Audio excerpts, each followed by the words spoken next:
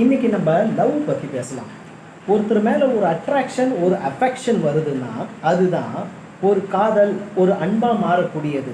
இதை தான் நம்ம ஒருத்தருக்கு ஒருத்தர் புரிஞ்சுக்கிட்டோன்னு சொல்லி சில காலம் லவ் பண்ண வேண்டியது, அதை ஏற்றுக்கிற மனப்பான்மையை உருவாக்கிடுது.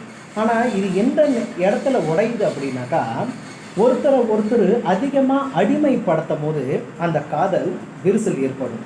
ஒருத்தர் மேலே ஒருத்தர் நம்பிக்கை இல்லாத போனாக்கா அதுவும் அந்த காதலில் விரிசல் ஏற்படும்.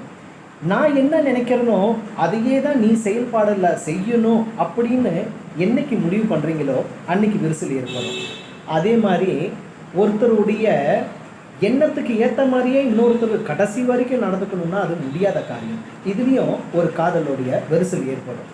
இப்போது காமம் கொண்ட காதலாக இருந்தால் அந்த காமம் முடிந்த உடனே அந்த காதலும் சேர்ந்து முடிஞ்சிடும். இதுதான் காதல்.